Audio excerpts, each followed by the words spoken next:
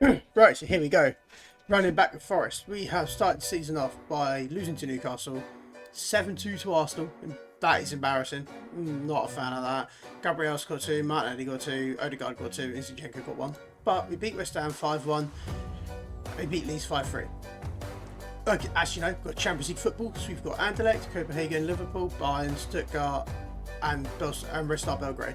So there's a very good chance that we get through the group stages of the Champions League, which is very exciting for our second season.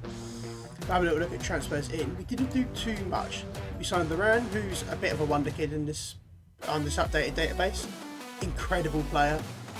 If you want to see a video on updated wonder kids, then we definitely can do that. But just let me know if you want to see it, basically. But yeah, Duran is an absolutely incredible player. We got Patrick Dorgu in on loan with a loan to buy of 17 mil, I think. Try and find it somewhere. Option to buy of 19 mil. I thought he might be okay because he's one of those players, I'm going to say, because he's a year older and they've changed his potential ability. It's not quite as good as it was. So I was like, I'd quite like him on loan. We'll see how he gets on and then possibly sign him on a permanent. And our most expensive signing is Luciano Rodriguez as a deep line forward. That's what he's going to be playing for us. He's going to be playing a deep line forward role. He looks really good. He's played 4, scored 5 and assisted 2 from there already. So I really can't complain. And we've still got Aoyoni, or how you pronounce his name, I'm not too sure on the pronunciation of it.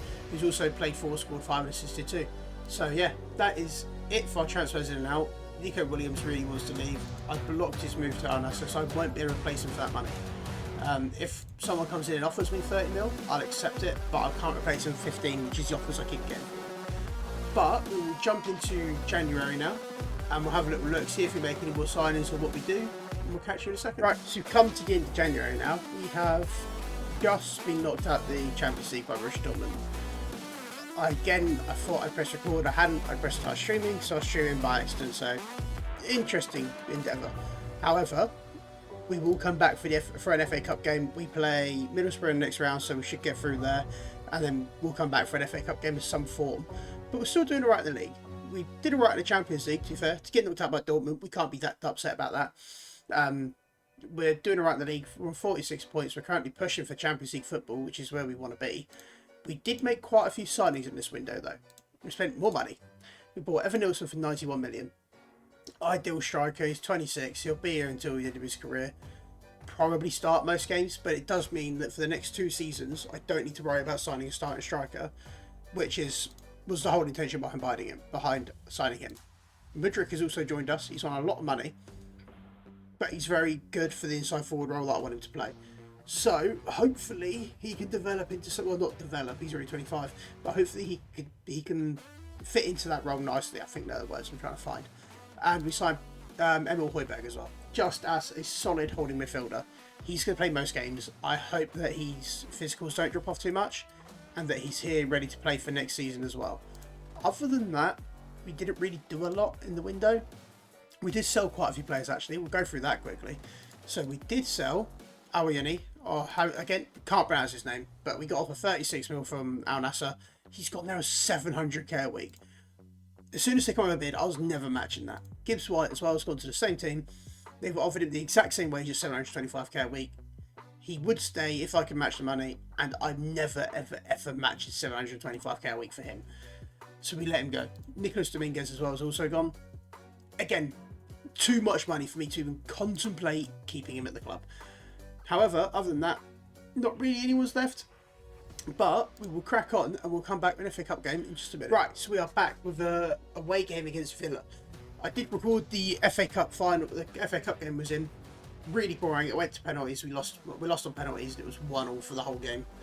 So I thought I'd show you this game, which is much more important, because if we win this game and Liverpool, they're playing Brighton, so if they don't win it, we could get Champions League football again. Currently we're guaranteed Europa League, so we're still happy either way.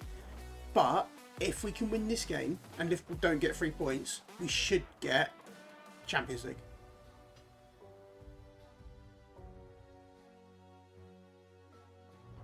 Well, that's that hope out window. I was hoping to show you a more exciting game, but we had a total of 0 highlights in the first half.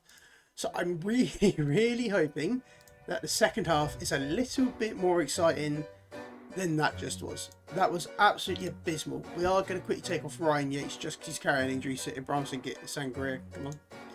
But yeah, really boring first half. Down a little bit. That's really fast. Why is that so fast? I turned out for the last game. 1-0 down. So I don't know what's going on. We've been all over. We've been the better team. We just can't put the ball on target at the moment. We had the same issue in the FA Cup game against Chelsea. We played really well. We played better than them. It was 1-1 for the whole game. We've been the better team. We just can't put the ball on target at the moment. We had the same issue in the FA Cup game against Chelsea. We played really well. We played better than them. It was 1-1 for the whole game. We just could not put the ball in the goal.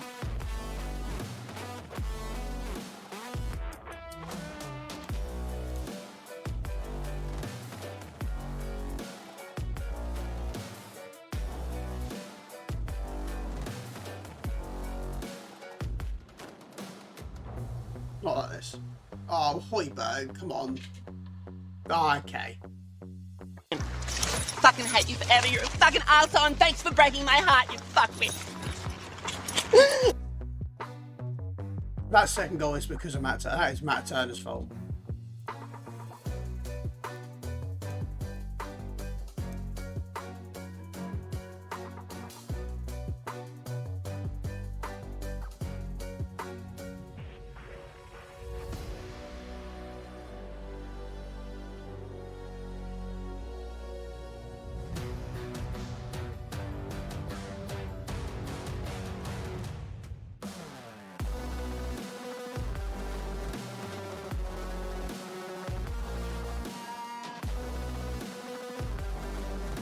So that was one of the most driest and boring games of FM I think I have ever played.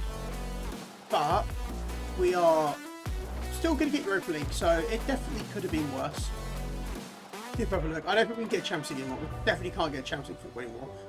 But we still got Europa League, so it still could be a lot worse at the end of the day. We've already got 36 million to spend. We're a little bit over on wage budget, so we'll sort that out. But we've got one game left of the season, and we are playing Bournemouth. Not overly worried about that game. I probably won't show that game, so we'll just do our end of season rundown now. We look at Rodriguez. He started 31 and scored 22, 17 off the bench. He plays as a winger an awful lot. He was a really good signing. Callum Hudson-Odoi's got 21 goal contributions with 34 games. Considering that he's played 14 off the bench and a lot of his games, he just sort of plays across the front three. He's done really well. Another Saudi Arabia transfer, which we'll probably be accepting. Evan Nilsson's got 8 and 3. Where did he go? Let me change that. Career stats. There we go. So for us, he got 5 and 3 for 15 games, which isn't great, especially for the amount of money we paid for him. So I'm really hoping next season he starts coming into his own. Other than that, there's all really to look at. What's Bakar Modric done for us? Let's go to career stats again. So for us, he got 2 goals, got a really bad average rating. Again, I'm hoping next season, once I've got the fullback style I actually want, and this round hasn't been as good as he normally is. He's been okay, but he might be going, or he might get changed and actually end up playing in the middle.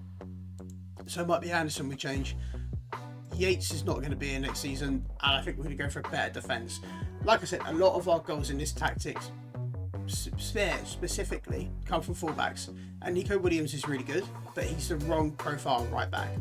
Realistically, what I want from my right back is to be at 5'9", 5'10" at the most, to have insane agility, insane balance, and then be able to cross the ball in from the byline. So it's not the end of the world. You've still got Europa League in the second season, which is still a big, Forest still overachieving for Forest. But that is all for today's video. If you enjoyed today's video, please like, subscribe, and we'll catch you in the next one.